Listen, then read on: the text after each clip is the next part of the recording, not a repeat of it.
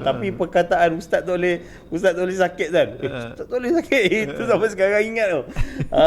Kata nak kata berkaitan dengan yalah bimbing kebertanggungjawatan kriteria yang kena ada tu.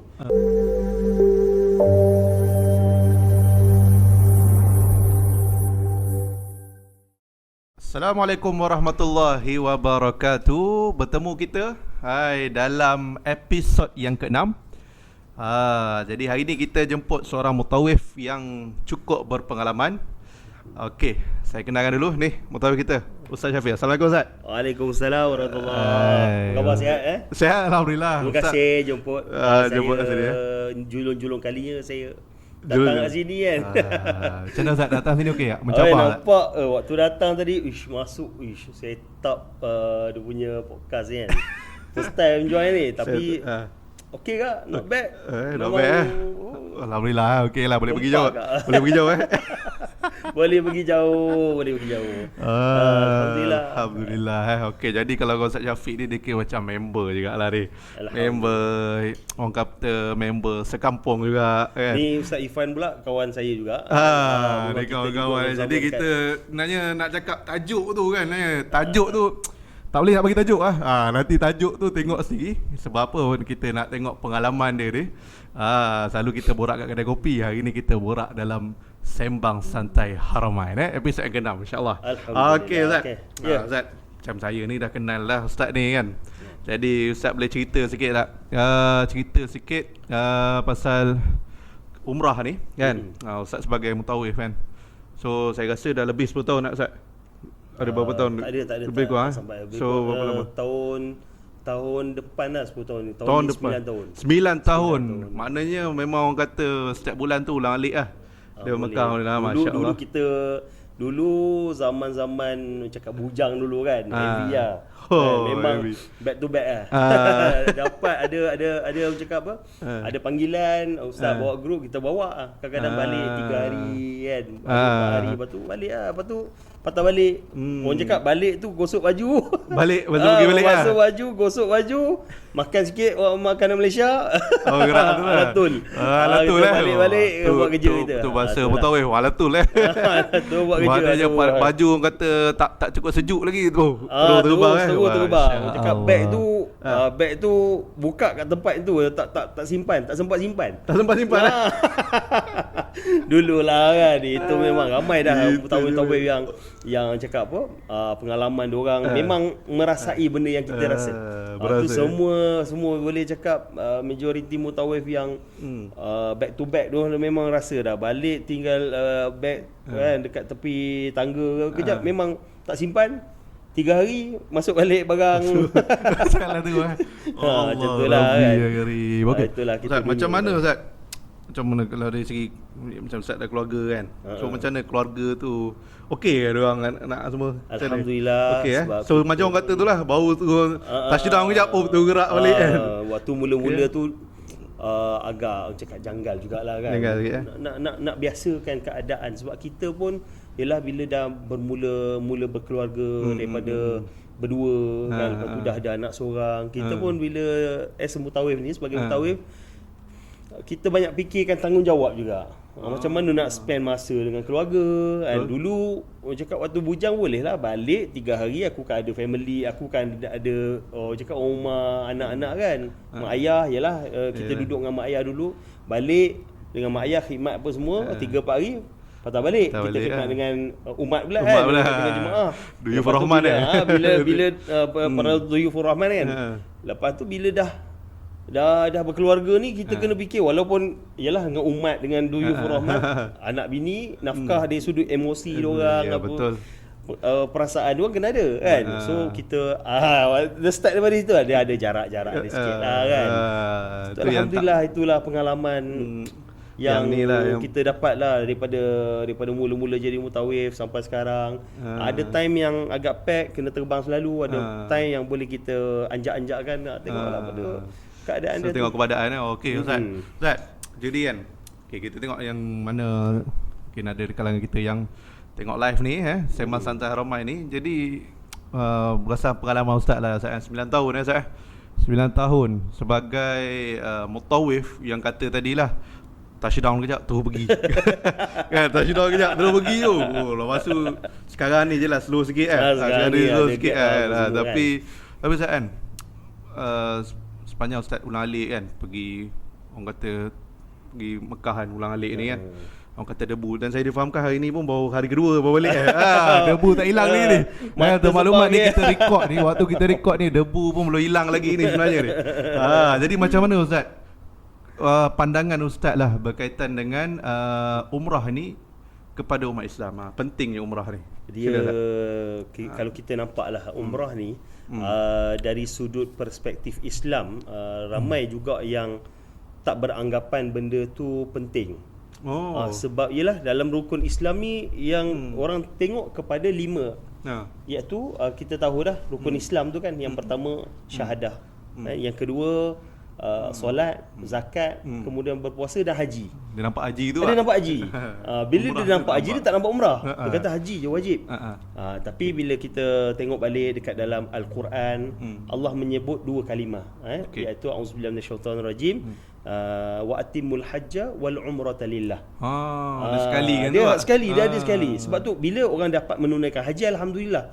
Dia dapat pergi haji, dia boleh tunaikan umrah waktu musim haji tu. Maksudnya dia pergi haji tu dapat buat umrah lah. Tapi kalau dalam kehidupan dia tu, dia ada duit, yang ada kesempatan untuk buat haji, kan, tapi dia tak ada panggilan, ada kesempatan untuk buat umrahan. Dia ada kesempatan buat umrah, duit dia pun boleh buat umrah, tapi panggilan haji tu belum ada untuk dia lagi. Sebab haji ni pun kalau kita pergi dengan muasasah ke, kalau pergi dengan travel ke, kos tu tak? Satu kos, satu masa. Betul. Kalau kerja dengan swasta mungkin dah cuti 2 minggu. 2 minggu lah. Haji 40 hari, 30 hari lah paling kurang paling common pun kan. Mana ada syarikat swasta 30 hari, bankrupt company aku lah contoh, dia kata kan. So dia fikir macam kita fikir 2 minggu tu untuk cuti tu cakap adalah boleh relevan lah untuk dia minta cuti untuk buat umrah. Lagipun kita orang Islam kan, dekat dalam negara Malaysia ni, diorang kebanyakan syarikat-syarikat swasta yang walaupun diorang punya majikan yang bukan Islam, diorang faham tentang benda tu juga kan, dan diorang menghormati tentang kita punya ibadah ni. Tapi bila kita faham konsep wa atimul hajja wal umrata lillah tu, haji dan juga umrah, mereka kedua-duanya adalah benda yang dituntut oleh Allah Subhanahu Wa Taala. Hak tu kita kena tahu lah. Hak tu kita kena faham lah. Ada orang fikir haji je penting, tapi sedangkan kalau kita fikirkan umrah kan, kalau kita tahu umrah ni dia memang satu juga tuntutan daripada Allah Subhanahu Wa Taala untuk kita mengerjakan ibadah tersebut dekat tanah haram. Tanah haram itu dia. Itulah kadang orang ingat haji tak pergi haji lagi, tak buat umrah kan. Tapi tu silap sebenarnya, sebab perkataan ayat Quran tu juga. Dia tak faham sebab konsep orang tak menyeluruh tahu pasal ayat ni. Yang orang tahu rukun Islam. Dia tahu haji tu je lah rukun Islam. kelima sebab daripada kecil masuk sekolah agama, silibus semua cerita pasal rukun Islam. Mana ada masuk, yalah waktu kita sekolah dulu cikgu cerita pasal ayat Quran ni kan. Ada cerita pasal rukun Islam, tapi bila kita masuk dalam bidang ni, kita nampak konteks yang menyeluruh lah. Haji dan umrah itu dia kebersamaan itu berlaku pada musim haji.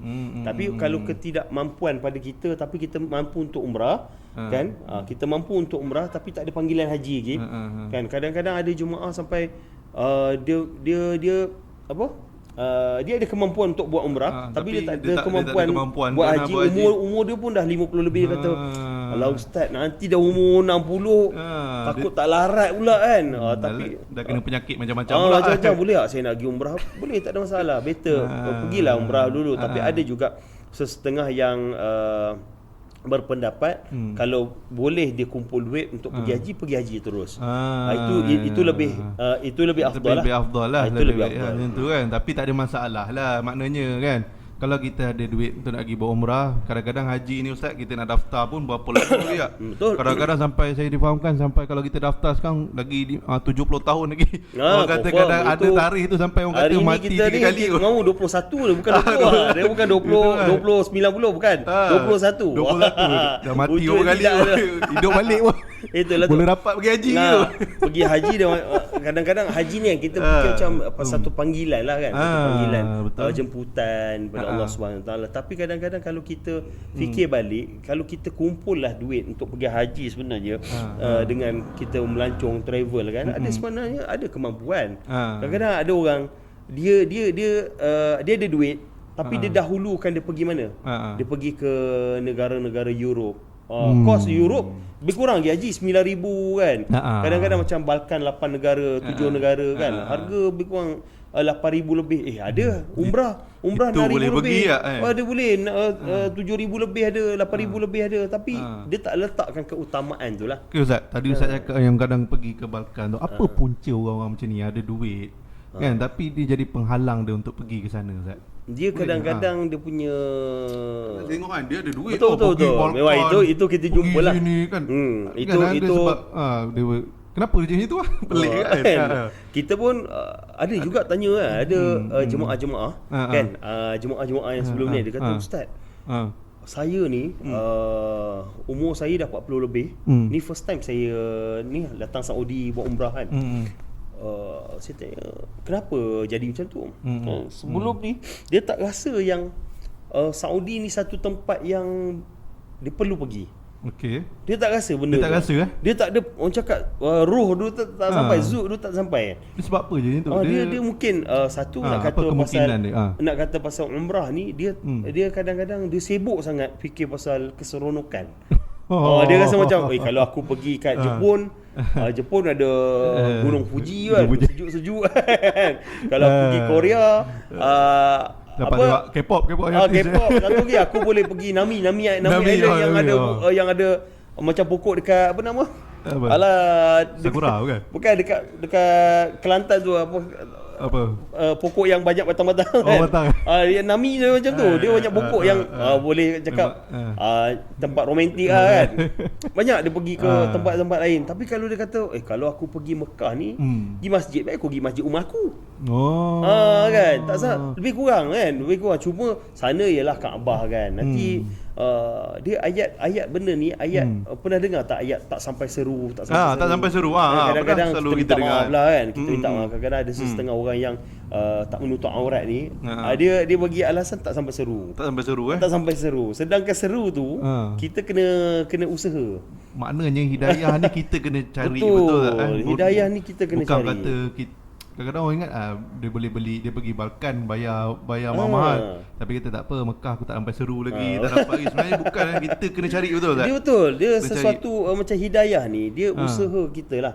Usaha kita yang mana kita ada kesedaran, Allah dia akan bagi. Pernah dengar tak ayat yang biasa para asatizah sebutkan, may yahdihillahu fala mudhillalah wa may yudlil fala hadiyalah. Barang sesiapa yang diberi hidayah oleh Allah Subhanahu Wa Taala, dia tak akan sesat. Tapi barang sesiapa yang dia berada dalam kesesatan, dia tak nak cari hidayah, Allah tak akan bagi dia hidayah. Itu yang kita tak nak.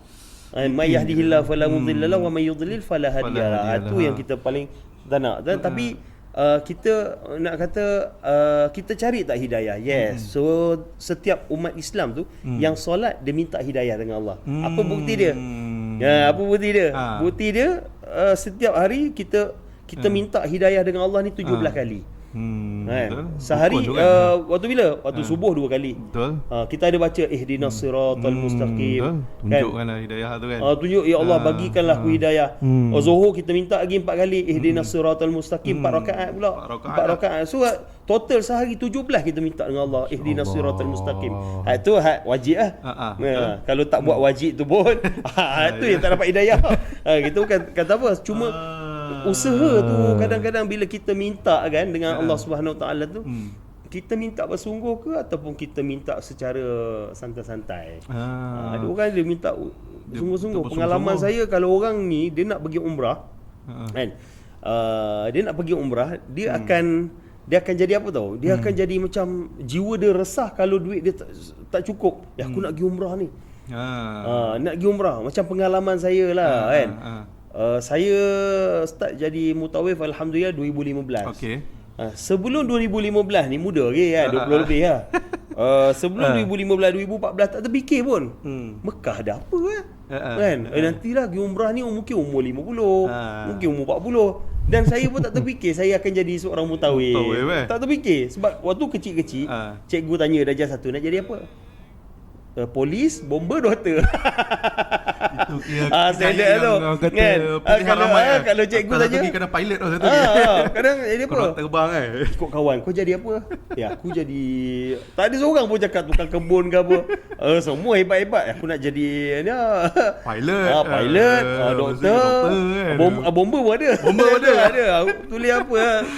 Polis, bomber, doktor. Pakai berseragam sikit asalkan menjawab persoalan cikgu tu kan.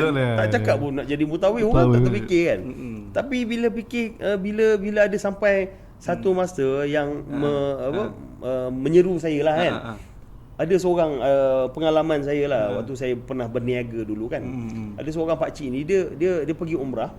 Waktu tu saya berniaga, ada barang lah dia beli pada saya, dia kata pakcik nak pergi umrah. Kan.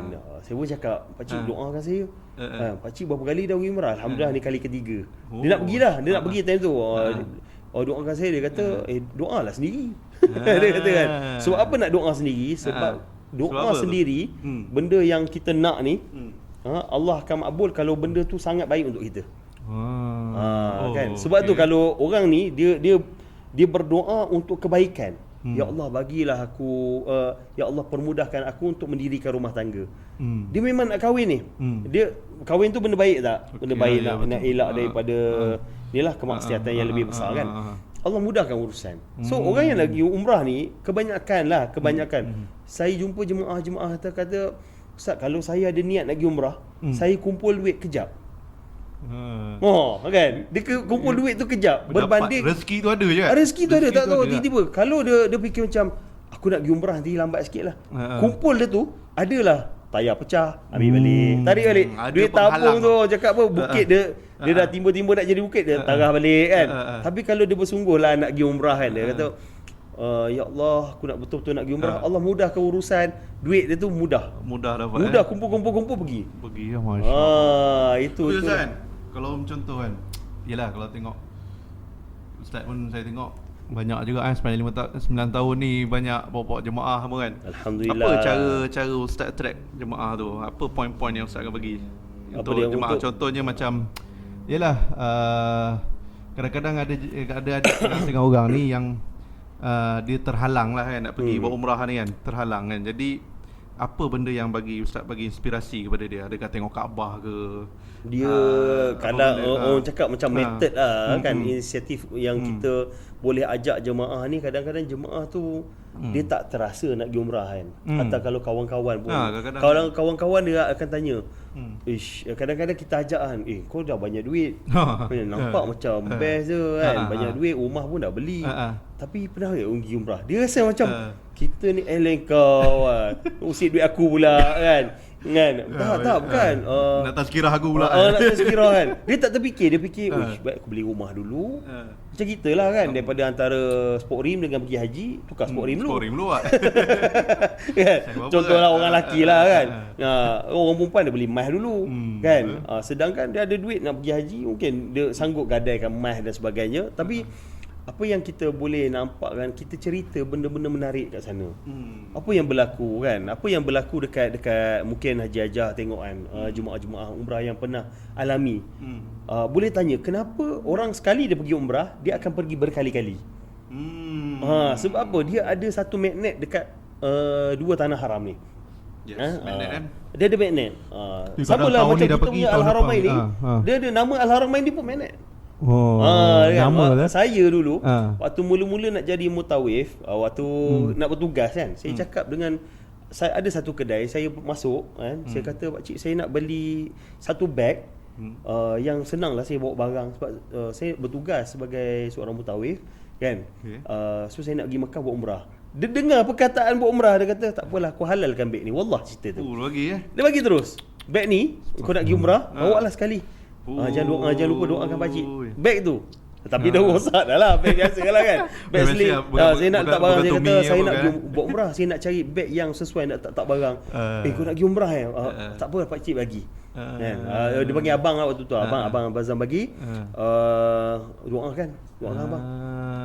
Dia magnet tau, dia magnet. So kita cerita benda macam ni, kita cerita kat jemaah, kadang orang tu nak pergi kan. Boleh tak kau convince aku? Kenapa dekat sana tempat menarik kan? Kita pun tunjuk. Tempat ni kau tak akan rasa selagi kau tak sampai. Kita cerita, kau tak akan rasa selagi kau tak sampai. Kalau kau sekali dah sampai, dia benda tu berkali-kali. Kita kalau bawa jemaah sampai Kaabah wajib nangis. Wajib menangis. Wajib nangis. Nak bagi Kaabah tu confirm nangis. Depan Kaabah sampai Kaabah saya akan tengok jemaah. Saya nak tengok jemaah, saya nak semua jemaah nangis. Tapi masa depan Kaabah tu selalu apa? Doa terus ke atau mula-mula kita sampai luar Masjidil Haram tu kita ceritalah pasal mana macam saya lah. Saya jenis bawa jemaah turun hotel. Saya akan duduk dulu, tak turun masuk kan. Turun depan hotel tu, hotel kita kan hotel jarak dekat kan. Turun tu dekat dataran. Kita nak tahu bila waktu yang betul-betul touching tu. Dia mula-mula dataran tu. Dataran tu okey lah. Dataran tu kita tunjuklah. Ni hotel kita, Hotel Safwa, Hotel Menara Jam. Lepas tu laluan nak balik kan. Lepas tu nak masuk tu kita baca doa macam biasa. Lepas tu waktu dah masuk, saya kata sebelum masuk kosongkan fikiran daripada benda-benda yang kita tengah serabut ni. Boleh tak kosongkan fikiran? Macam saya bagi seminit je sebelum poli halau. Kan kumpul kan kena halau kan. Yalah, betul. Saya tak bagi seminit, kosongkan fikiran je. Boleh tak kosong kejap? Ada hutang kosong, ada mungkin sekarang ni tengah serabut berniaga cukai tak payah apa kan. Kosong kejap. Kejap je, bagi masa 5 minit untuk sampai Kaabah. Lepas tu kosong, masuk sampai Kaabah. Dia kata kenapa nak kosong? Sebab dah sampai Kaabah, saya nak satu je. Semua menangis. Dia cakap kan, tengok Kaabah, sebab apa menangis? Sebab mata kita ni dekat Malaysia ialah bukan kata kat Malaysia, kat airport pun macam-macam tengok kan. Kadang-kadang terlepas pandang dan sebagainya. Allah bagi mata kita ni tengok Kaabah. Di mana mata kita ni lah, mata kita jahat kan. Mata ni sebab mata ni memang Allah jadikan mata ni ada kisah yang mana hamba ni dia kata dia masuk syurga sebab amalan dia. Allah timbang mata dia saja, berat mata. Nak kata mata ni satu benda yang sangat-sangat berharga untuk manusia, untuk makhluk lah kan. Bila mata ni dapat pandang Kaabah, kita muhasabah kejap. Ya Allah, kau bagi aku tengok Kaabah hari ni kan. Dalam masa yang sama aku pernah tengok maksiat sebelum ni. Kan, hari ni kau bagi aku tengok Kaabah kan. Allah maksudnya Allah ada sifat Ar-Rahim tu. Allah nak ada Allah bagi kita peluang untuk bertaubat. So kita ni sebenarnya bila tengok Kaabah kita jadi sebab Allah sayang kita lagi. Allah nak tarik kita bagi peluang kita untuk tengok, untuk kita bertaubat, untuk peluang kita kembali kat dia supaya kita sedar yang kehidupan ni kita ni walaupun kita buat dosa, Allah masih lagi sayang kita. Masih sayang kita. Masih sayang. Nak kita kembali kepada dia. Dan Allah yang jemput tuan-tuan pergi haji, pergi umrah ni kan. Pergi tengok Kaabah depan mata. Ada orang, saya kata ada orang dia tengok Kaabah tak ada apa-apa perasaan. Sebab itu ada yang macam tu. Ada lebih macam tu tak? Ada jemaah datang tengok Kaabah, tengok kan. Waktu tu kita bila dia tak ada rasa apa-apa. Tak ada rasa apa. Dia tengok ada jemaah lain nangis-nangis. Dia pun tengok. Saya kata macam mana nak buat haji ni. Macam mana dia boleh rasa macam tu? Nak buat kita ada dua touch. Satu tengok Kaabah. Bila kita nampak macam ni pakcik dia seorang lelaki tau tengok. Kita kata dia macam kata dah doa ni nangis tapi dia juga relax. Biasa saya akan cakap dengan jemaah tengok Kaabah, pandang Kaabah. Ya Allah, first kali tu first kan. Ya Allah, hari ni kami dapat pandang Kaabah, alhamdulillah. Kita sebut alhamdulillah, supaya masing-masing bukan berlakon tapi masing-masing ada rasa. Dia memang ya Allah, rasa ada rasa. Ya Allah, terimalah kami ya Allah untuk melaksanakan ibadat tawaf. Sebab kita nak buat umrah ni. Kita nak buat umrah tapi tak ada hati, buat macam mana? Kan, macam mana kita nak buat umrah dalam keadaan kita macam tengok macam tak ada apa kan. Macam semayang kat bilik, kat hotel. Tak ada beza lah. Kita beza, kita nak semayang, nak buat tawaf, nak apa? nak ada zuk lah, nak ada roh dia tu kan. So sebab tu persediaan sebelum tawaf tu kena ada. So bagi jemaah cakap apa? Dah rasa dulu, barulah waktu tawaf tu nangis-nangis. Kadang-kadang Allahumma hajjam mabrura wa sa'yan mashkura. Tu kita kata jemaah boleh berdoa sendiri dalam bahasa Melayu boleh kita waktu tawaf tu kan. Doa ya Allah ampunkan dosa kami, mak ayah kami. Tu yang pertamalah. Lepas tu yang kedua, lepas dah habis 7 pusingan, kita kumpulkan jemaah. Waktu tu memang kita buat menangan. Kita memang bukan nak berlakon, tapi kita nak masing-masing berdoa dengan keikhlasan. Kita doa bahasa Melayu lah. Doa bahasa Arab tak pernah nangis. Dia tak faham tak? Dia tak faham. Bukan semua orang faham tak? Doa bahasa Arab. Kau ustaz seorang menangis kan? Jemaah nak nangis. Apa benda ustaz baca ni kan? Ustaz seorang yang menangis. Ustaz seorang menangis. Ustaz Gebang aku tak apa dia baca untuk dia kan. Untuk dia. Kita pun tak nak macam tu.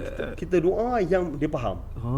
Sebab kadang-kadang jemaah ni yalah macam kita Al-Haramain, kita touchdown Jeddah, kita pergi Taif. Waktu kat Taif kadang-kadang kita berborak dengan jemaah.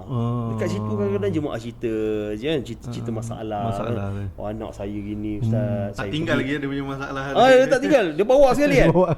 Waktu depan Kaabah tu memang kita doa ya Allah anak aku degil. Terus menangis gitu. Tadi duk tengok-tengok macam tak ada apa. Ya Allah aku banyak sangat masalah ni. Ya Allah aku datang depan Kaabah ni ya Allah, masalah yang aku tak boleh selesaikanlah. Masya-Allah. Kan? Sebab engkau yang maha berkuasa. Kan? Tiada yang menandingi kekuasaanmu. Ya kita doa supaya benda tu dapat menyelesaikan. Kita datang ke Mekah ni untuk solve our problem lah. Kita nak selesaikan masalah kita kan. Dan mutawif adalah problem solver. Kita adalah penyelesai masalah. Kadang peranan mutawif tu pun dia kena tahu juga macam ni lah, dengar cerita-cerita. Mutawif lah kena setting SIM card. Juga. SIM card zip profession baru. Kita bukan technician bag kan. Ustaz macam mana zip ni ustaz? Kita kena cari solve macam nak solve problem tu Bangga tak boleh lah. Kita pula kena cari apa benda kepik kan. Kata ya Allah pergi hardware mana-mana kata okey selesai. Alhamdulillah. Singkat kan. Kadang data tak dapat macam mana? Kita lagi ada beli dengan orang lain Sekejap saya cuba. Kita pula pakai Android, pakai iPhone. Macam mana iPhone? Sudah. Semua memang mutawif memang merupakan penyelesai masalah. Penyelesai masalah sepanjang dia. Betul. Kalau kadang-kadang kan bas tayar pecah. Ustaz tukar tayar. Ada. Ingat kita nak jawab ni kita macam siapa macam tu ni saya akan selesaikan masalah ni. Tapi kita tukar mutawif tu menenangkan lah. Menenangkan 40 jiwa kan. 40 jiwa kita nak jawab 30 jiwa kan. Jemaah-jemaah ni dia tahu dia pergi sana sebab apa dia pergi dengan travel. Sebab mutawif ni adalah penyelesai masalah terbaik bagi dia. Itulah itu matlamat dengan mutawif lah. Sebab tu ada orang yang dia tak nak pergi DIY. Walaupun dia tahu pergi DIY, dia seronok pergi dengan mutawif ni kadang-kadang. Dia tahulah apa-apa senang aku cari mutawif. Masalah semua kan. Boleh diselesaikan. Sebab tu mutawif bila sampai je touchdown je Jeddah, on call. On call on call. Standby. Handphone tak pernah silent. Macam tu lah call kadang kan WhatsApp kan ustaz. Ustaz ada tak buku malam-malam ke? Tiba-tiba jawab banyak ni. Pengalaman dululah banyak pengalaman pukul 2 pagi. 2 pagi WhatsApp kan. WhatsApp kenapa? WhatsApp nak pergi klinik. Allahuakbar. Ustaz demam kan. Bukan ikut office hour kerja kan. Ada juga pukul 5 pagi anak jemaah anak dia macam tiba-tiba macam kena sawan kan. Kena sawan. Ambil pasport pergi terus dekat waktu tu dekat Mekah. Kan? Tapi kalau macam tu Ustaz panggil macam tu macam kena sawan tu kan. Macam jemaah kena sawan tu habis itu panggil ambulans ke ataupun tak kita waktu tu dia kata boleh lagi kawal kan. Tak ada panggil ambulans. Dia macam kejang lah macam tiba-tiba badan panas kan. Dia macam nak kena sawan. Budak lah kan. Lepas tu apa kita buat? Ambil pasport terus pergi hospital kanak-kanak lah dekat Mekah. Dia ada hospital kanak-kanak. Ibu dan kanak-kanak dia tak boleh pergi hospital biasa. Dia akan tenang kat hospital kanak-kanak. So kita bawa ke hospital ibu dan kanak-kanak, selesaikan kat situ, alhamdulillah selesai. Itu pukul 5 pagi sampai sana subuh, solat dekat hospital. Macam tu pengalaman. Itu kata nak kata mutawif ni dia 24 jam 24 hours. Sebab tu mata kita barai lah kat sana. Mata mutawif kadang-kadang bangun-bangun pandah. Jadi pandah kan mata. Ustaz mata gelap. Ada lah tu yang call saya malam tadi bawa pergi mana-mana. Ada juga kacau tu malam. Okey Ustaz, kita dah jauh sikit ni. Kita patah balik kejap belakang. Kita balik. Kita dah jauh tadi kan. Inisiatif berkaitan kita nak buat seronok cerita tu sampai kat depan Kaabah Ustaz Tapi Ustaz kan yalah Ustaz punya pengalaman pun masya-Allah sampai turun kejap setiap bulan lah, hampir setiap bulan sebelum ni Alhamdulillah. Alhamdulillah kan. Jadi macam mana Ustaz sepanjang Ustaz bimbing jemaah ni kan, macam mana rasa ada pengalaman yang rasa manis lah bagi Ustaz dalam bimbing jemaah ni? Macam ada jemaah tiba-tiba Ustaz ambil lah ni, saya bagi ni ke, contohlah. Contohlah. Dia pengalaman manis tu. Tapi kalau saya rasa kalau kenalkan anak tu saya banyak kot. Okey. Pengalaman manis waktu bimbing umrah yang paling kita seronok adalah jemaah tu sendirilah. Kita mudah bawa jemaah kan. Kalau kita kata okey, kita punya ziarah ni pukul 7 suku. Kadang-kadang yang meresahkan kita pukul 7.45 baru turun. Kadang-kadang 7.45 dekat bilik lagi ketuk-ketuk ada program ada baru bagi tahu malam tadi kan. Itu meresahkan lah. Yang menyeronokkan bagi tahu 35 orang pukul 7 suku, pukul 7 ada kat lobi. Allahu akbar. Itu kita rasa subhanallah, ini jemaah daripada syurga. Ni makna jemaah yang ikut peraturan lah. Sebab kadang-kadang dekat area dekat hospital pula, dekat area hotel tu. Area hotel ni kadang-kadang kita kena faham bas tak boleh lama tunggu. Kan bas dia tak boleh lama nak menunggu bas lah. Sebab polis banyak, bas pula beratus lah. Nak ambil jemaah dekat satu-satu hotel. Ada hotel, kalau hotel macam Safa beratus lah. Kalau macam dekat hotel ekonomi, satu hotel mau 3 bas, 4 bas kan. Lepas tu berkongsi dengan hotel sebelah, hotel ekonomi lain kan. Dekat situ polis akan halau 15 minit dia bagi ambil jemaah ataupun tunggu kejap. Ataupun kita keluarkan saman habis lah. Kesian lah yang kena driver kan. Driver lah kena lah. Itu sebab bila kata pengalaman manis ni jemaah sendiri. Lepas tu adalah alhamdulillah banyaklah jemaah semua baik. Bila mana kita bimbing secara elok, kita pun jalankan tugas kan. Lepas tu banyaklah dia yang kadang-kadang ni lah kita pergi sana. Dia sendiri yang bawa kita. Ustaz, jom saya nak belanja Ustaz lah. Pergi makan nasi unta. Nasi unta. Kita pun kadang-kadang yalah tak terfikirlah waktu tu. Tapi ada time kadang-kadang macam ni lah. Nak katakan kat Mekah ni Allah bagi macam syurga ni. Sebab apa? Kita balik umrah, kita nampak baskil Rubin tu. Faham tak? Boleh nampak tak apa nak cakap? Sebab awak pun mutawif kan. Nampak baskil Rubin. Lapar ni. Terdetik. Nampak baskil Rubin nak balik naik hotel. Sekejap lagi turun balik belilah. Aku tengah lapar pun balik umrah ni kan. Dengan peluh apa semua, nampak baskil Rubin nak cakap apa, nak basah-basah tegak. Kan? Tiba-tiba sampai bilik, jemaah cakap, Ustaz, turun bawah je Ustaz. Jom kita turun bawah makan aiskrim. Itu semua. Allah makbul sungguhlah. Nampak baskil Rubin tu free. Hati Haji memang nak makan ke macam mana? Tu lah saya macam terasa dia belanja kan. Itu banyak berlaku. Banyak kali orang cakap banyak berlaku lah kat kawan lain kadang-kadang. Niat niat kadang-kadang kita macam rasa malam ni macam nak makan ayam Al-Bait. Sana famous lah kalau kawan-kawan kan. Jemaah tahu ayam Al-Bait ni memang cerita sikit Al-Bait ni macam mana orang tak tahu. Ayam Al-Bait ni orang cakap rempah dekat sampai ke tulang. Beratur panjang tu kan. Beratur panjang. Ayam ni jemaah kalau pergi sana kan ada dekat Al-Bait ni ada 3 tempat. Satu dekat Menara Zamzam.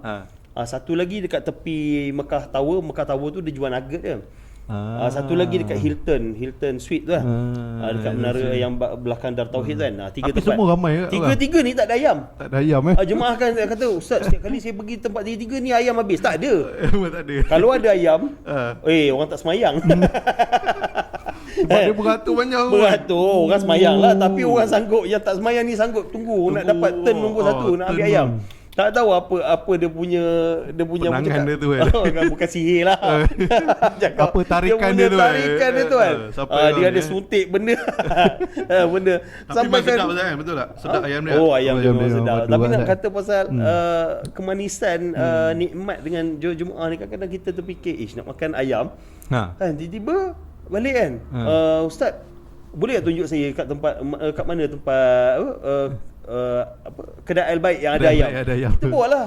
Memang saya niat nak bagi ustaz sekali. Allah. Kadang-kadang ada juga jemaah jenis order berkotak-kotak. Memang nak bagi kat jemaah, ustaz saya nak sedekah ayam Al-Baik ni kat grup kita. So beli 40 pergi. Kita pun dapat. Tu kata Mekah ni salah niat dapat lah. Kalau salah niat, maknanya kalau niat benda tak baik, boleh jadi. Boleh jadi sebab kita kena pegang satu dia. Ada hadis kursi, kalau tahulah. Pernah dengar tak hadis kursi ni? Nabi pernah sebut Allah bertindak atas sangkaan hamba dia.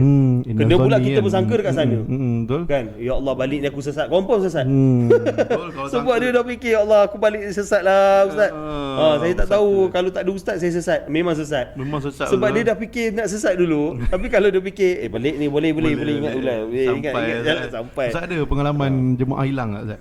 Ada pengalaman banyak. Jemaah hilang ni dia kadang-kadang kita habis umrah malam kita kadang-kadang habis umrah pukul 1. Pukul 1 kita tidur lah kejap. Tidur kejap. Lepas tu kata on call. Tidur kejap. Pukul 4 pagi orang WhatsApp kan bunyi kan. Kadang on call. Pukul 4 pagi. Tengah tidur syok lepas umrah kan. Tengah orang cakap mata tengah betul-betul barat lah kadang kan. Selalu umrah berapa Ustaz? Umrah pertama ke? Umrah pertama lah malam tu. Sebab Kalau umrah yang kedua tu kadang-kadang kita buat lepas Zuhur. Jemaah kalau tak ingat jalan balik malam baru call. Malam baru call. Sebab jemaah bila dia tak tahu jalan, dia patah balik masjid. Semayang sampai isyak, lepas isyak dia tak tahu balik. Dia duduk kadang-kadang macam tu lah. Dah sampai lala pukul 12 dia sesat kat hotel lain. Kita duduk belah timur, dia sesat belah barat. Pergi jalan kaki napak lah kan 1 kilometer jalan kaki. 1 kilo Pernah 1 kilo jalan duduk dekat Ibrahim Khalil dulu kan. Allahu Rabbi. Dia belajar sesat. Pergi ambil balik naik taksi lah. Tak nak sampai balik pada taksi kan. Aku menampak boleh dia kata. Dalam hati aku menampak seorang-seorang tak apa. Jemaah rasa sampai sana esok tak jadi umrah jemaah ni. Sebab dia untuk umrah dia boleh guna kaki, tapi untuk balik hotel taklah kan. Tapi nak kata tentang kebaikan juga dengan jemaah, alhamdulillah saya punya pengalaman dengan umrah pun jodoh saya dengan jemaah umrah. Ya ke Ustaz? Ada macam tu lah rezeki. Ini orang kata sambil menyelam minum air Ustaz. Itu nak cakap aturan Allah lah. Tu jemaah masa apa dia masa tu bawa family dia ke apa? Ada bawa family. Bawa family dia lah. Cerita sikit boleh tak? Cerita sikit Ustaz. Pengalaman Ustaz. Saya mau dengar ni nak tahu juga. Itu PMTB. PMTB. Kita kok ada inspirasi ni orang tengok ni nak jadi mutawif ni. Okey, dia cerita dia sesuatu tu berlaku pasti dia ada kisah lah. Okey. Ni saya sebagai kawan tak tahu ni, baru tahu ni. Ada tak tahu ni. Ada benda tu ramai kawan-kawan lain sebelum tahu dah. Dia ada kisah benda tu memang menggemparkan jugalah saya sebab dalam trip tu, dalam grup tu waktu tu berlaku lah kan. Berlaku isu. Ada masalah pada ni lah, masalah Allah bagi ujian kepada keluarga orang cakap rumah saya dululah kan. Kan ayah dia macam on the way nak pergi Madinah, sak nafas begitu kan. Macam tu lah kita uruskan macam biasa lah. Tapi dia kena bawa hospital semua ke? Bawa hospital. Bawa dia. Sampai kena bawa ke hospital ke? Bawa on the way. Tu pengalaman saya, pengalaman orang cakap itu pengalaman yang paling mencabar bagi saya sebab daripada Mekah nak pergi Madinah, jemaah tiba-tiba susah nak bernafas. Okey. Inilah. Tiba-tiba rasa lain nak sesak. Waktu tu kalau kenal Sawak Mahmud kan. Mahmud. Dia jadi orang besar. Dia pun dah panik dah. Mana ni hospital aku nak cari kan. Masuk mana-mana kampung. Tak ada ustaz, tak ada. Kita pun panik. Lepas tu dia bawa kan. Sampai tepi highway dekat on the way nak pergi Madinah tu, dah adalah satu Sasko tu yang ada ambulans. Pergilah berhenti situ. Kan ketuk-ketuk ada pegawai lah macam MO lah kan, medical officer kan. Ambulans kita nak guna ada jemaah sesak. Dia kata ada satu ambulans baru keluar ambil orang accident. Allah pening kepala aku, mana nak cari ambulans. Lepas tu jalan lagi. Sampai lagi satu sasko, berhenti kejap, jemaah tu pun sesak lagi sekali. Tunggu ambulans setengah jam kan tunggu. Lepas tu masuk bawa ambulans. So saya kata dengan jemaah waktu tu saya tak boleh bawa jemaah. Saya kena bawa jemaah pergi ambulans, naik ambulans. Jemaah yang lain ni macam kat Lone Ranger. Tapi jadi dong bas bawa balik Bas bawa pergi Madinah. Balik Madinah. Bas bawa diorang pergi Madinah. Alhamdulillah sampai dekat Mat'am Mukhalafin. Ada seorang petugas ni daripada Mekah nak ke Madinah. Naik bas dulu zaman masa bas. Naik zaman bas dulu kan. Dulu mana ada high speed train apa semua kan. Tak ada. High speed train ni dia famous lepas Covid dah kan. Betul. Ya 6-7 jam kan. 6-7 jam pun. Waktu tu dah nak kat maghrib kan. Lepas tu kita bawa ambulans apa semua. Waktu tu lah banyaklah kerap kali kita berurusan apa semua tu. Okey. Aturan Allah Subhanahu Wa Taala itu. Masa tu ada tak adalah plan apa-apa pun mula. Masa balik Malaysia ke balik Malaysia tu lah ayah ada ni lah. Mudahkan urusan kan. Macam tu lah cerita di sebalik lah. Tapi tak adalah niat aku nak bawa umrah ni, aku nak cari jodoh tak. Kita bawa, saya seronok bawa orang nak pergi ni untuk menunaikan ibadah umrah. Sebab kadang-kadang kita rawatan rawatan jiwa kita kat sana. Kita bawa umrah kadang-kadang orang rasa bawa umrah ni macam berat lah nak jaga bawa orang. Tapi sebagai mutawif ni kita rindu nak bawa orang. Kadang-kadang kita cakap termimpi-mimpi bawa. Alah haji jom kita, Allah tak tahu, Allah dorongkan kerja kita bawa orang, mudahkan urusan orang. Seronok bila kan ada hadis juga, kita mudahkan urusan Allah, Allah akan mudah 10 kali ganda urusan kita. Betul. Satu dibalas 10 kebaikan. Betul. So kita mudahkan urusan orang, Allah mudahkan berpuluh-puluh urusan kita. Selagi mana kita tak buat dosa dengan Allah Subhanahu Wa Taala. Macam itulah. Itulah pengalaman banyaklah. Tapi Ustaz kan banyak Ustaz jadi kalau jadi sebagai mutawif ni kan. Waktu bila yang rasa macam mencabar tu? Saya rasa lah dalam bimbing jemaah tu kan. Dia jemaah yang mencabar ni kadang-kadang jemaah yang satu jemaah yang berpenyakit Berpenyakit ni agak mencabar jugalah. Sebab kadang-kadang ada dia penyakit apa? Macam berpenyakit kritikal ke atau sakit demam ke? Yelah orang yang berumur lah. Kadang-kadang ada jemaah yang dia pergi kritikal lah ni, sakit kritikal lah. Nak kata kritikal, dia bukan pasal macam kritikal tau. Dia mungkin Ustaz pernah juga bawa jemaah yang mak kita nak hadiahkan mak ayah package umrah. Anak tak ikut sekali. Allah.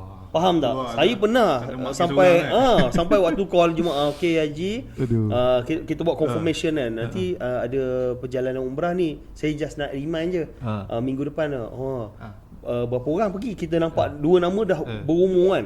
Saya berdua je. Lepas tu tapi suami saya minor stroke. Allah Rabbi. Minor stroke ni maksudnya kadang-kadang stroke, kadang-kadang dah okey. Memang okey, susah. Saya tanyalah kan, anak ikut sekali tak? Anak tak ikut. Anak yang sponsor saya.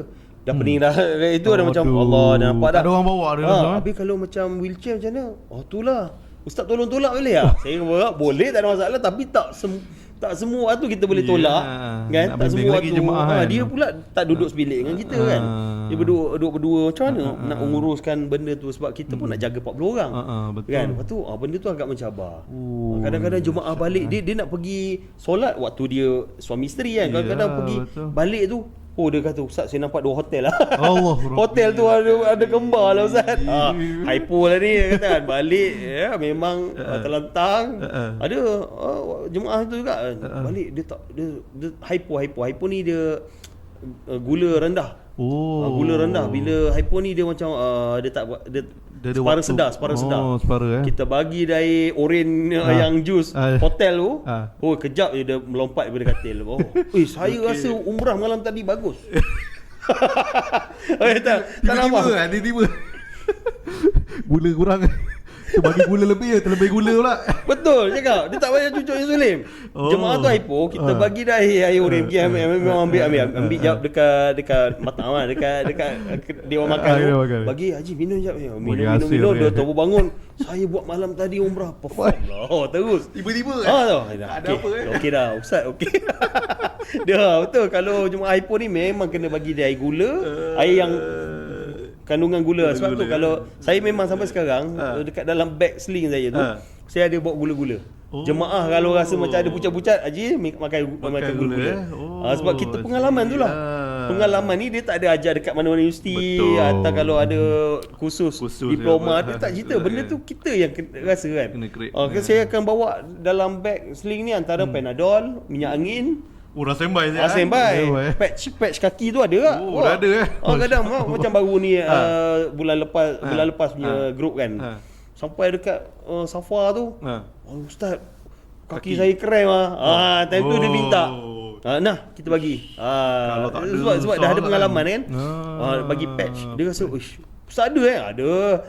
Sebab pengalaman lah mengajar kita. Kadang minyak angin tu, minyak cekapak tu pun sapu je bagi nak bagi berangin kan. Itu orang cakap benda-benda yang yalah kalau umrah dengan jemaah-jemaah yang berumur ni kan. Memang kena standby banyak benda lah. Lepas tu kita minta lah dia orang bawa duit. Amount lah lebih kurang dalam 200 rial. In case kalau dekat tempat mana, dekat tempat Sawa Marwah tu tak larat, upah orang berapa ratus je nak bayar macam tu lah. Kalau tak larat ke nak balik, let's say kata pingsan tengah jalan nak balik hotel, guna duit tu untuk hantar dekat bilik. Macam tu lah, itu emergency lah. Ni kata persediaan lah Ustaz. Betul. Persediaan sebelum ni Ustaz. Alhamdulillah lah. Ustaz, kalau tengok kan sepanjang saya jadi mutawif ni kan, saya tengok dah 9 tahun Ustaz. 9 tahun tahun depan dah 10 tahun Apa yang buat Ustaz rasa macam nak stay lagi dengan mutawif ni? Industri ni lah. Dalam industri mutawif ni dia satu pekerjaan lah bagi saya, pekerjaan yang saya tak tahulah bagi saya orang lain lah, saya tentu orang lain. Saya pernah bercakap pada diri saya pernah bercakap dengan keluarga saya yang saya tak boleh nak tinggalkan. Hatta setahun sekali kena bawa agak. Walaupun apa walaupun kita ada kerjaya, contoh kita ada kerja hakiki dekat sini kan. Walaupun kita kena ada benda lah, ada tanggungjawab, kita kena cari agak setahun 2 kali ke 3 kali ke. Tak tahu, dia jadi macam datang rindu tau. Dia rindu tak? Dia sebenarnya rindu dekat mana Ustaz? Bimbing tu ke? Dia rindu pasal Kaabah ni lah. Kaabah kan, dia rasa macam nak tengok kan. Dia rasa tak puas hati. Kita tengok dekat TV Hijrah kan. Kita tengok kat TV Hijrah, kita tengok dekat mana lagi, kita tengok dekat mana-mana lah orang tengok video call dengan member ke kawan-kawan kan. Dia aku kat depan Kaabah ni kan. Kadang-kadang member sengaja depan, kau bila datang? Alamak, saja video call kita pun dia kerja lagi. Alah, kerja apalah sangat, datang lah sini. Kita tahu kan. Panggilan tu lah, member panggil. Walaupun member panggil kan, kita nak datang ni sebab satu, Kaabah tu dia magnet. Mekah Madinah lah. Lepas tu Nabi, kita pun rindu nak orang cakap apa, nak bagi salam depan Rasulullah. Dia suasana tu yang kita rasa nak. Sebab dekat sini kalau kita pergi masjid pun dia tak ada suasana orang berebut-rebut nak pergi masjid. Kan, berebut-rebut naik eskalator pun berebut kan kat sana kan. So benda lah eskalator tu tiba berhenti. Berhenti kan. Dia jadi benda yang dia satu suasana magnet kat sana, suasana. Yang kedua saya fikir khidmat tu setahun tu kena ada juga. Maksudnya inilah kerja kita dengan umat. Kerja dengan umat tu lah. Satu, kalau kita sekadar kerja sendiri, itu kerja kita bekerja untuk keluarga kan. Tapi kalau kita fikir macam kita ni tak macam orang bekerja dekat pusat kebajikan masyarakat. Kan, yang ada wanita-wanita yang duduk jaga ibu-ibu tua kan, yang berumur kan. Kita pula take over kerja sebagai pemudah cara bagi duyufur rahman. Diorang ni nak buat ibadah tapi kita mudahkan urusan dia. Kita dapat saham. Tu yang kita nak tu, saham mudah lah bagi kita kan. Benda-benda macam tu yang mendorong kita kata, tak boleh lah tinggal kerja ni. Kalau aku mati buat kerja ni pun mulia. Kan? Tapi kalau kita mati buat kerja benda lain, kalau salah niat lainlah. Tapi kalau yang ni kita buat, contohlah kita tengah bimbing jemaah kan, wallahu alam sawab, kita tak tahu meninggal kita bila. Contoh on the way nak naik Jabal Nur dengan jemaah kan, Allah ambil nyawa kan. Waktu tu kita walaupun kita tengah naik Jabal Nur, kita tengah ibadat waktu tu kan. Betul. Kita bawa jemaah, kita bimbing diorang, kita orang cakap sedang bekerja untuk umat. Itu yang kita nak tu. Walaupun kita dekat sini, yalah rezeki tu Allah bagi kan. Ada orang kadang-kadang tengok macam ni lah, ramai pekerja-pekerja dekat Masjidil Haram tu, kalau kita interview, kadang-kadang ada juga yang kaya. Kenapa dia orang nak khidmat di Masjidil Haram? Masjidil Haram sama juga macam tabligh lah, karkun kan. Saya banyak borak. Dia orang ni engineer, gaji 40,000, 50,000. Dia orang spend time juga setahun keluar 7 hari. Allah. Sebab apa? Sebab dia orang kata nak ada spend masa untuk umat. Untuk umat. Inilah kerja aku. Kan, aku kerja ni, lagi aku tak ada masa untuk umat. Susah tak? Yang ni lah kerja kita untuk umat. Kan, kita ada rezeki lebih, mungkinlah kita tak kisahlah buat apa-apa bidang. Bila kita ada allocation time tu untuk umat, Allah bagi mudah urusan. Tapi ada rasa Ustaz, mungkin Ustaz kerja ni mengharapkan satu hari mungkin meninggal kat sana, Ustaz? Ada. Itu mesti ada. Itu mesti ada. Doa tu, doa apa? Doa Nabi, doa sahabat tu, Sayyidina Umar tu kan. Itu setiap kali sampai Madinah saya ajar kan jemaah baca dalam bas kan, Allahumma rzuqni syahadatan fi sabilillah. Itu meninggal lah. Hatta kita pun nak bagi nampak jemaah yang seronoknya meninggal kat Madinah ni, kita bersahabat dengan, kita berjiran dengan sahabat. Masya-Allah. Itu yang syok. Meninggal dekat Madinah, kita berjiran dengan sahabat. Kalau tak duduk kat kawasan Baqi' pun, let's say kata macam sebelum Covid tu, dia orang pindahkan dekat kawasan Uhud kan. Dekat dengan Uhud. Tapi benda tu masih lagi dalam tanah haram, dan kita punya tanah ni satu tanah dengan Nabi. Kan, masya-Allah. Lembah kita ni lembah dengan Nabi. Itu yang seronok tu. Nak meninggal dekat Madinah lah. Tuan Imam Malik pun wafat dekat sana kan, berhijrah kan. Itu yang masuk Imam Malik pun tak keluar Madinah, tekan musim haji dia keluar. Musim haji. Itu yang nak kata Madinah ni, orang nak pergi kadang-kadang, orang-orang yang sakit ni dia pergi Madinah, dia nak meninggal kat sana. Masya-Allah. Macam ada pengalaman saya lah, jemaah saya, dia tak sempat meninggal kat Madinah. Cuma kita orang waktu tu 2019 punya grup lah. Kan? Kita masuk Mekah dulu. Lepas tu pergi Madinah, cuma balik melalui Jeddah. So daripada Madinah tu dia sempat ziarah. Ziarah Nabilah tu, ziarah wadak kan. Balik dia tak larat lah. Naik pergi airport pun macam kena pergi klinik kejap, tapi doktor lepaskan dia balik. Kita orang landing sini subuh kan. Subuh ya, kapal Saudi kan. Landing subuh, dalam pukul 7 landing dia sempat solat. Ada sempat, jemaah tu sempat solat. Landing touchdown tak ada dah. Landing touchdown. Tapi dia waktu tu dia dekat sana tak masuk hospital sana, ada masuk tak? Tak ada. Dia salah seorang profesor lah dekat Malaysia. Dia mengaji, saya tak ingat. Dia lecturer juga kat sini. Dia doktor. Lecturer, tak ingat lah mana institutionnya.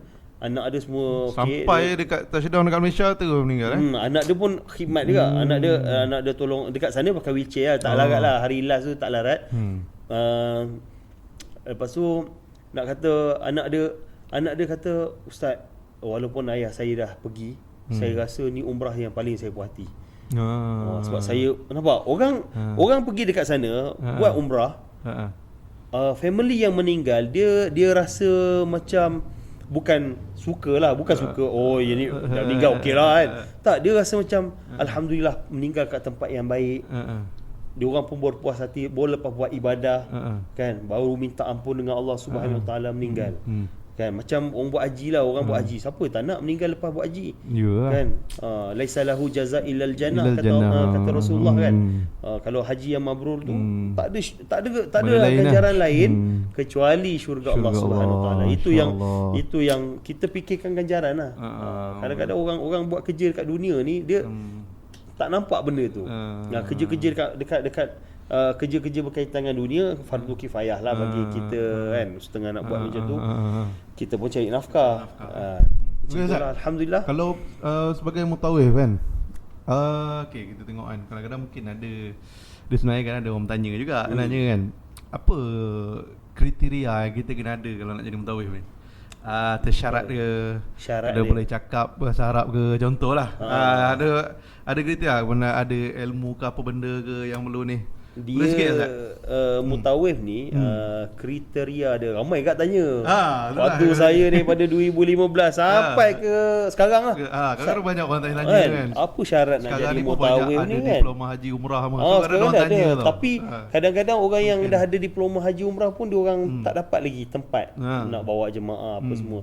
So diorang ada diorang mencari apa kriteria ataupun apa ciri-ciri yang cakap apa? Adalah sebagai yang kena ada sebagai seorang mutawif ni. Satu, dia ada dia kena hilangkan sifat malu tu. Hilangkan sifat malu. Sifat malu bukan malu buat maksiat lah. Dia sifat malu nak bercakap dengan orang. Kalau dia pemalu macam mana? Kan? Betul. Dia walaupun nak kata introvert kan. Introvert ni dia pemalu sangat ke introvert? Tak faham kan kadang introvert dia malu, tapi dalam masa yang sama dia nak kata introvert, dia kata saya introvert boleh tak jadi mutawif? Jadi mutawif dulu. Baru tau. Sebab dia benda ni mendorong. Macam dulu saya mula-mula jadi mutawif pun saya cakap sikit-sikit, lala kena tegur. Kan? Kena tegur kadang. Siapa yang tegur? Jemaah tegur? Ada tak kadang-kadang kawan-kawan lah cakap nampak macam tak banyak bercakap sangat. Pergi cakap. Pergi bercakap. Cakap. Jumpa jemaah, cakap, borak. So kita jumpa orang, kita jumpa jemaah. So dalam bas tu kadang-kadang kita bukannya bercerita pasal tempat-tempat kita nak pergi. Kita buka kisah para sahabat, kita buka huraian hadis, apa semua kan. Supaya diorang nampak benda perjalanan diorang tu hidup. Kadang-kadang kita kalau tak nak hidupkan perjalanan tu, hidupkan dengan zikir. Zikir-zikir yang macam tu lah. Itu satulah. Lepas tu yang kedua ni, dia kena ada sifat tanggungjawab. Sifat tanggungjawab tu lah yang paling penting. Dia tak boleh rasa macam macam mana ni tanggungjawab tu digunakan masa kat sana? Tanggungjawab ni macam saya cakap tadi, on call kan. On call dia bila sampai sana, mindset dia kena fikir aku dah tak ada tidur dah ni. Kalau jemaah pukul 3 pagi kacau, on ya. Kena bangun. Dia tak kira masa lah. Saya pernah pernah kena apa tau. Waktu tu saya tak sihat lah. Jemaah pun tak sihat. Saya demam agak demam lah. Jemaah pun 2 orang tak sihat. Jemaah ni call banyak kali kan. Saya kata tunggulah lepas maghrib saya datang, saya pick up, kita pergi klinik. Saya pun tak sihat kan. Lepas tu jemaah ni kata, okey ustaz, ni ada 2 waktu tu dia kira ketua keluarga lah. Dia kira ketua kumpulan lah, nak kata ketua keluarga. Geng-geng dia ni berumur sikit. Dia kata apa, ustaz, bila nak bawa kita orang pergi klinik? Kata lepas maghrib lah. Datang sekarang pun tutup. Diorang tak layan sebab maghrib kan, style sana kan. Lepas tu kita kata lepas maghrib, saya pun tak sihat ni. Kata apa, lepas tu dia kata ustaz tak sihat. Ustaz Toleh tak sihat. Macam mana nak bawa kita orang ni? Dalam hati kan, dalam hati kena sekolah lah. macam mana, aku memang tak sihat. Tapi aku jalankan tanggungjawab. Ustaz tak boleh tak sihat. Dia kata kan, dalam call. Tak boleh tak sihat. Ya, saya sihat. Tanggungjawab. Ustaz tak boleh tak sihat. Dalam fikir sampai sekarang ingat ayat tu. Dia ingat muka haji tu cakap Allahu Akbar. Ustaz tak boleh tak sihat. Betul cakap betul lah. Cakap macam tu Setiap kali pergi Mekah memang standby Panadol, vitamin. Kalau kita menggigil kan, bawa lah jemaah macam mana pun, cakap jemaah saya tak sihat tapi saya sihat bawa jemaah. muka bagai macam tu kan. Tapi insya-Allah kalau saya larat, selagi saya tak pengsan, saya akan bimbing jemaah. Jemaah je. Ustaz tak payahlah Ustaz rehat. Sampai jemaah yang bagi betul sampai jemaah yang kata Ustaz rehat lah. Saya pernah muntah dalam bas. Saya pernah muntah dalam bas. Tengah bercakap muntah. Waktu tu nak bimbing umrah yang ketiga, Tanaim. Saya muntah. Saya waktu tu umrah ziarah Oman lah. Sampai ke Tanaim tu muntah. Jemaah ulu plastik, Ustaz balik lah. Ustaz tak payah, Ustaz rehat lah, Ustaz balik, Ustaz tak payah bimbing. Ustaz dah bimbing kita orang dah okey dah. Yang kita orang dah nampak dah jalan. Waktu tu saya kata niat nak bimbing 3 kali kan. Dia kata dah nampak dah jalan Ustaz rehat kan. Pingsan meninggal dulu lah waktu buat. Dia kata tak apa lah. Dua orang pun takut. Dua orang pun takut. Dia kata Ustaz rehat lah. Tapi perkataan Ustaz tak boleh sakit kan. Ustaz tak boleh sakit. Itu sampai sekarang ingat tu. Dia kata nak kata berkaitan dengan yalah bimbing kebertanggungjawatan kriteria yang kena ada tu. Okay, walaupun kita sakit, kita tak boleh nak duduk dalam sebut saya sakit lah, Haji pergilah sendiri, tak ada. Itu tak boleh, jemaah tak boleh dengar benda tu. Dan kita kena naturalkan situation lah. Kita kena bagi dia rasa macam, walaupun kalau kita tak larat sangat, kita kena minta tolong mana-mana orang. Macam kita ada pegawai kan, boleh tak minta saya demam ni, boleh pegawai tolong bawa jemaah-jemaah kan. Asalkan at least macam tadi matlamat kita sebagai mutawif ni, dia ada problem solver. Dia ada penyelesai masalah bagi jemaah. Jemaah datang sana. Tapi kalau jemaah tak ada duit, memang tak boleh rasa kita pun datang sana kawan kan. Tiba-tiba ustaz saya tak ada duit kurma, ustaz bayarkan, memang tak dapat. Kita bukannya pernah ada kena itu. Ada pernah kena itu. Ada pernah.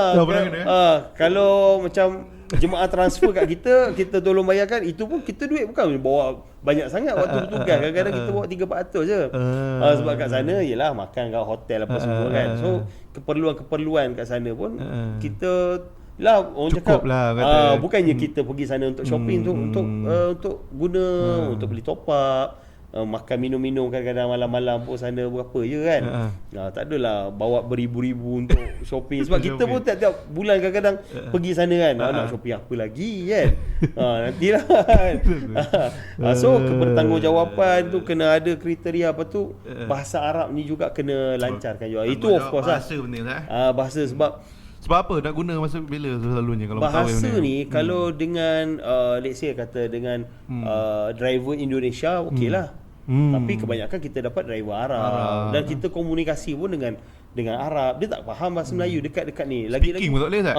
Touchdown speaking touchdown je Jeddah, touchdown Madinah dekat tu. Dekat immigration tu, kat Jawazat tu kan. Kadang-kadang dia tanya mahram lah dululah cerita. Lepas tu dia tanya kadang tak boleh tamprin kan. Jemaah tak tahu apa tu. Bila kadang-kadang jemaah dia nak usik sikit, ustaz, dia nak cabul saya. Padahal nak pegang ni pun jadi isu kata parah lah cabul lah. Ustaz tu jahat ni. Kita macam mana cakap orang tu pakai glove kot. Lagi dia pegang sikit, ustaz orang ni pegang saya. Cabul lah. Aduh kan. Kadang kita kata Haji memang dia nak tekan kan tu. Orang tu pakai glove kot. Bukan dia tak pakai glove, dia nak tekan Haji punya tu. Okey.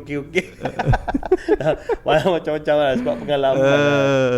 So benda tu kriteria yang kita kena ada tu memang bahasa Arab kena tahu jugalah. Walaupun kadang-kadang ada juga daripada yalah yang saya lepas saya UKM. UKM ni bukannya berborak macam kawan-kawan yang lepasan Jordan, lepasan Mesir. Dia orang memang fasih lah. Cakap Ami pun sasoi kan. Kita nak cakap kadang-kadang mula-mula bertugas kita cakap Fusha Al-An, Kaifah Luka Qadan, ni dah sampai Mak Ismuka kan. Macam tu lah. Sekarang ni Dahin guna bahasa-bahasa yang kalau kita guna Fusha sawak tahu atau driver tahu ini budak baru kan. So bila kita dekat sana lah, Bangla datang Malaysia pun 2 bulan boleh tahu 10-20 perkataan. Kita kat sana kita kena berlatih lah cakap. Jangan duduk dengan geng-geng Malaysia je. Duduk cakap. Kadang-kadang lepak bertipik kat tepi-tepi kedai-kedai tu, cuba cakap dengan orang nak beli perfume.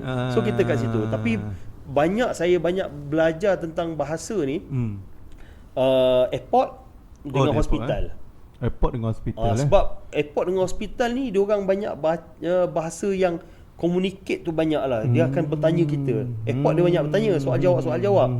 Driver tak soal jawab tapi hospital kalau kita bawa di klinik kadang kita tak tahu apa benda dia cakap ni kan. Perkataan dulu kan perkataan manfuk, bengkak kan, kadang harara, benda demam. Kita pun kadang-kadang dia tanya pasal blood pressure, dia akan tanya gula. Kita pun gula. Tak ada buat gula. Rupanya gula tu Kau ada dia diabetes lah. Ada kencing manis, Gula tu dia tanya pasal gula ke? Gula kencing manis rupanya gula tu kan. Faham. Dan benda tu lah communicate lah. So benda tu dah jangan rasa takut lah untuk mencuba lah. Maknanya kena berani.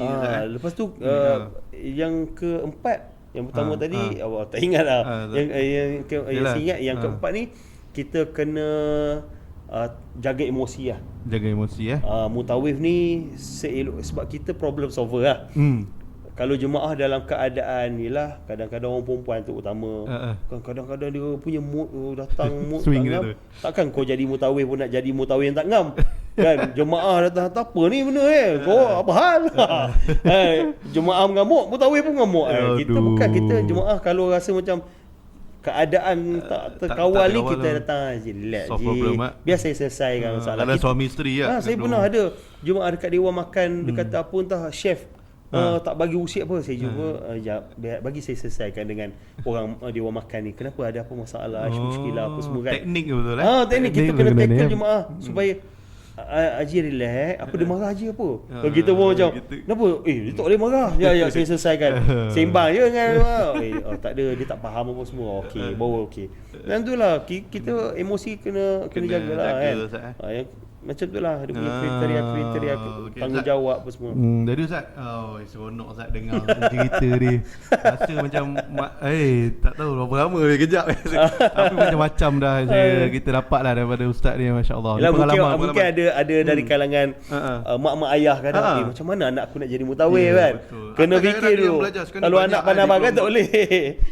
Anak pandai-pandai dia tak boleh emotional Tak boleh emotional. Dia tak boleh macam kejap okey kejap, dia kena cool, kena kadang yelah ada time kita rasa nak marah kat bantal lah. Tak boleh tunjuk pada jemaah. Yang penting tak boleh sakit. Betul. Sakit tak boleh Ustaz tak boleh sakit Ustaz. Sakit tu dah. Ustaz tak boleh sakit. Tapi perkataan tak boleh sakit tu bila saya fikir betul lah, Allahu Akbar. Perkataan tu sampai sekarang saya ingat. Bila jemaah sakit, kita sakit. Set dalam mind tu tak? Macam mana aku nak selesaikan? Aku pun sakit, jemaah sakit kan. Dua-dua sakit. Baru jumpa jemaah, Haji, saya pun nak jumpa doktor. Bagi jemaah sedar yang kita betul-betul sakit. Betul-betul sakit.